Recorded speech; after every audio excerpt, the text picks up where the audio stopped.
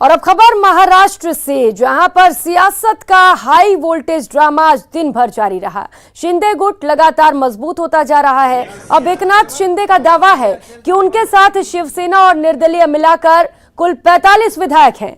महाराष्ट्र सरकार में मंत्री एकनाथ शिंदे बुधवार को 30 बागी विधायकों के साथ गुवाहाटी के होटल पहुंचे थे। एक दिन के अंदर ही विद्रोही विधायकों की संख्या में इजाफा हो गया।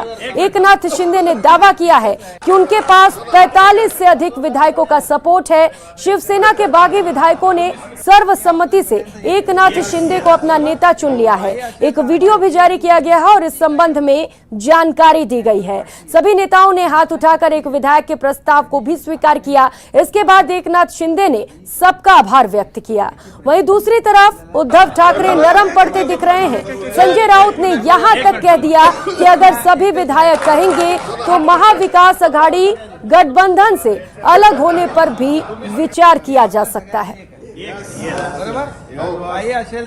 एकजुटीने किती काही नॅशनल पार्टी आहे, ते महाशक्ती आहे, ज्यांनी की महाविकास आघाडीतून शिवसेनेनं बाहेर पडलं पाहिजे आणि एक वेगळा विचार केला पाहिजे। त्यांनी आधी महाराष्ट्रात यावं, मुंबईत यावं आणि त्यांची जी मागणी आहे ती मागणी अधिकृतपणे शिवसेना पक्षप्रमुखांसमोर त्यांनी मांडावी। त्यांच्या मागणीचा नक्की विचार होईल, पण आधी मुंबईत याची हिंमत दाखवा। वहीं संकट के बीच एनसीपी प्रमुख शरद पवार ने कहा है कि वर्तमान राजनीतिक संकट में हम लड़ेंगे। उन्होंने कहा अब विधानसभा में फ्लोर टेस्ट से ये तय होगा कि किसके पास बहुमत है। इसमें कोई किसी का फेलियर इसका असेसमेंट करने का आज टाइम नहीं, वो उचित समय पर करेंगे।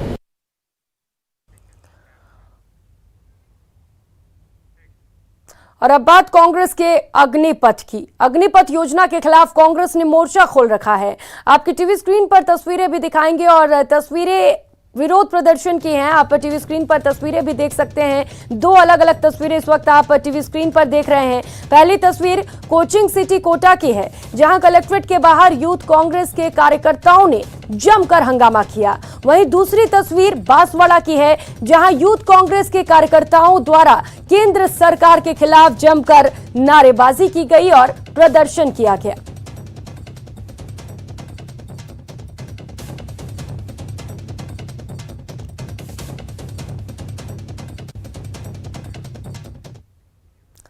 सियासत की क्या कोई उम्र होती है? शांति धारीवाल का सियासत की अधिकतम आयु सीमा पर दिया सियासी बयान भले ही बीजेपी पर तंज कसने के लिए है, लेकिन कहीं ना कहीं ये अपनी सियासी सीट पक्की करने या अपनी अगली पीढ़ी की एंट्री के लिए हाईकमान पर दबाव की राजनीति की तरफ भी इशारा कर रही है। देखिए बाबूलाल धाल की रिपोर्ट।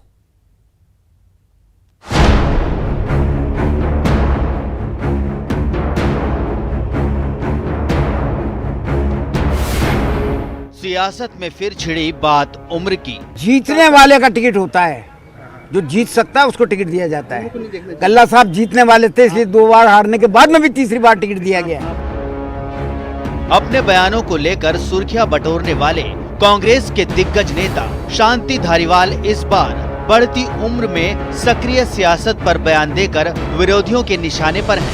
80 की उम्र में होने जा रहे धारीवाल अगले चुनाव में कांग्रेस के उम्मीदवार होंगे या नहीं, इस संशय में उन्होंने अपनी ही पार्टी को धर्म संकट में डाल दिया। उम्र का क्राइटेरिया कांग्रेस ने रखा ही नहीं है। कहाँ रखा है, कहाँ तय किया है कि इस उम्र तक का आदमी नहीं है? अगर हाईकमान तय कर देता तो मानना पड़ेगा। हालांकि अपनी बात को साबित करने के लिए जब धारीवाल ने बीजेपी के उम्र वाले पैमाने पर तंज कसा, तो वो सीधे घनश्याम तिवारी और गुलाब चंद कटारिया के निशाने पर आ गए। वो कौन सा मान रहे हैं? वो तो ये कहते हैं ना कि सब 75 साल से ऊपर का नहीं होता। ऐसे तो गवर्नर, हमारे गवर्नर साहब को रिटायर करके यहाँ बिठा दिया। ये एक्टिव पॉलिटिक्स में थे गवर्नर साहब, उनको यहाँ बिठा दिया। और घनश्याम तिवारी जो 75 से ऊपर थे, उनको टिकट दे दिया। कौन मानता है?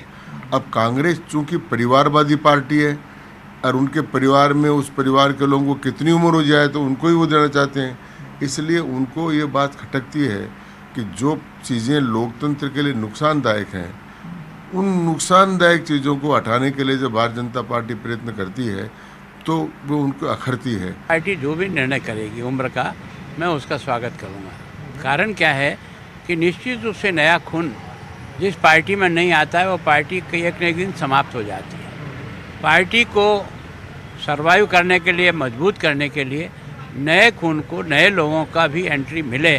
मैं सियासत में जीत सबसे अहम है और हर पार्टी जीतने वाले उम्मीदवार पर दांव लगाती है। हालांकि धारीवाल का ये बयान बीजेपी से ज्यादा कांग्रेस की अंदरूनी सियासत में हलचल मचाने वाला लगता है, क्योंकि 75 की उम्र के फॉर्मूले को जहां बीजेपी ने कई बार लागू किया है तो कांग्रेस के लिए भले ही अब तक ये अजूबा है, लेकिन बीजेपी से सामना करने के लिए अब कांग्रेस के अंदर भी नए सियासी खून की जरूरत महसूस हो रही है।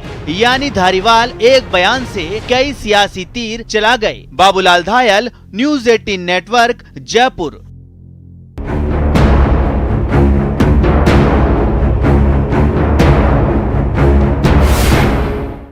ब्रेक के बाद आप सभी का स्वागत है और अब बात श्री गंगानगर की, जहां भारत पाक बॉर्डर के पास रजियासर इलाके में आज एक बम को डिफ्यूज किया गया, जिसके बाद इलाके में तेज धमाके के साथ धूल का गुबार उड़ा। स्क्रीन पर आप तस्वीरें देख सकते हैं कैसे सेना के बम निरोधक दस्ते ने बम को ब्लास्ट करवाकर डिफ्यूज किया। बता दें कि करीब 1 महीने पहले सूरतगढ़ के उदयपुर गोदरान की रोही में जिंदा बम मिला था, जिसे ग्रामीणों की सूचना पर पुलिस ने अपनी निगरानी में लेते हुए एहतियात के तौर पर उसके चारों ओर मिट्टी के कट्टे रखवाकर सुरक्षित किया था। वहीं मामले के सेना के उच्चाधिकारियों को सूचना भी दी गई थी, जिसे लंबे इंतजार के बाद आज डिफ्यूज करने की कार्रवाई की गई।